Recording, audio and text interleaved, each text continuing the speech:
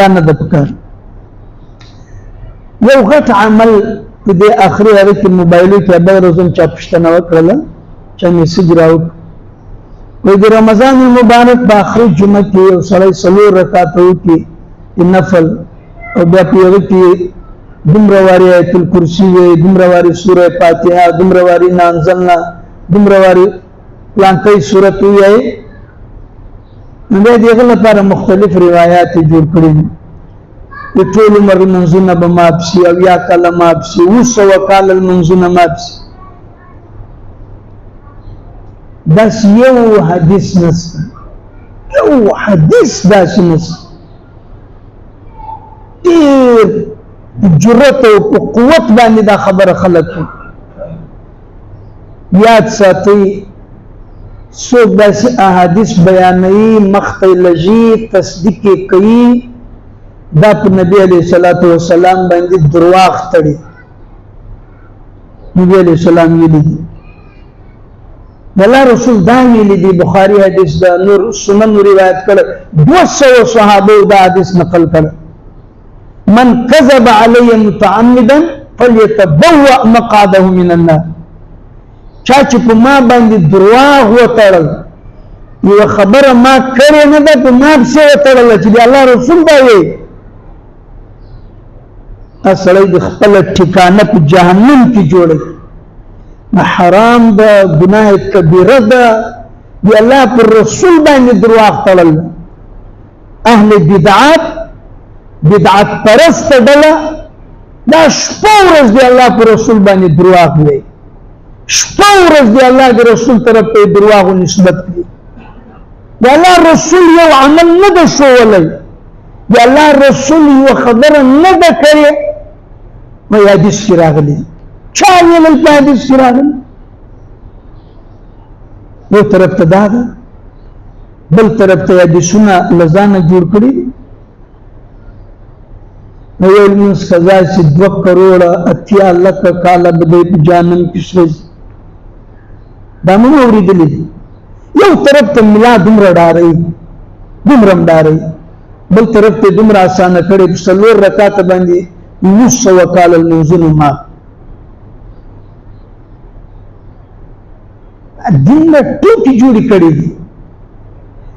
د الله رسول 4 منزل په جنگ په غزوه احزاب کې قضا شو د الله رسول راو ګرځول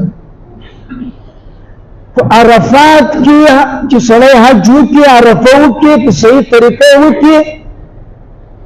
دا چې واپس راځي کوي ولدته امه لکه دی چې اوس د مور له نه څه فایده وي خو که لمونځونه یې قضا کړي لمونځونه یې پاتې کړي د لمونځ د قضا کولو ګناه معاف شوه لمونځ معاف نه ده دا به بیا هم راګرځوي دا به بیا هم راګرځوي نو چې یو وارې په 4 رکعاته د 900 کالو لمونځونه معاف کېږي بیا ولې راګرځوي د الله رسول فرمایي څوک پاتې شو ویده شو ویرې شو لمونځ تېر پاتې شو چې کله ورپه زړه شو یا ویښ شو هغه لمونځ دی راوګرځوي بیا څه ضرورت را دې ګرځوي یو طرف ته بدعات اهل بدعت دا وایي وایي دغه فدیې ورکوي سرسایې ورکوي سکاتونه ورکوي لمونځونه یې پاتې دي روزې به یې پاتې علي مسله د دغه ده د دغه ده یو طرف ته دا جوړ کړي دي او علي ته دا حدیث بیانوي چې په 4 رکعاتو باندې 900 کال لمونځونه مات کېږي علي ته دا حدیث ویرس دروغبره حافظه نه باشي د دروغجن سړي حافظه نه وي یو طرف ته دا حدیث بیانوي بل طرف ته هغه بیانوي او خلق ته داسې بیانونه داسې خبرې خوند ورکوي اسانه خبره د ملا صاحب دومره خوږې خوږې خبرې کوي اسانه ځینې ملایانم ډېر 420 وي زموږ په درس نظامي کې یو کتاب ویلل کېږي دا طالبان پرې خبر دي د هغه نوم د مقامات حریري کې څه ده هغه کې یو کردار ده هغه نوم ابو زید سروجي څه کوي دا ټول کتاب په دې باندې لیکل شوی چې دوی په کومو نوو طریقو باندې عوام لوټ کوي، په کومو نوو طریقو باندې له ځانه کوم شی جوړوي او د خلک لوټ کوي. بس دا ټول کتاب په دې باندې ملا چې کله 2 نمبر شي نو تر هغه نه غټ پانټر بل نه تر هغه نه غټ 420 بیا د ځکه په سر الله نه د پیدا کړ.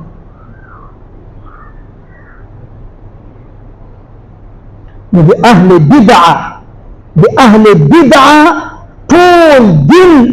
دا ور خبرو سره راګرځي، ټول دین، ټول مسلې، ټول شریعت، ټول فضائل، ټول مسائل بس د دې خبرې سره ده. نو دا خبره کول چې 4 رکعات باندې پر دې 200 کال هغه مات کیږي دا په نبی عليه الصلاه والسلام باندې درواغ تړل، دا منل یقین کول دا ټول حرام دي، نظام ساتل پکار. یا کدی کی کوم بل اجتماعي عمل کول، اجتماعي المنس کول، قضاء عمر کول، یا صلات التسبیح کول، یا بل موس کول، هر قسم موس دا ناروا ده، دا بدعات دي. الله رسول دې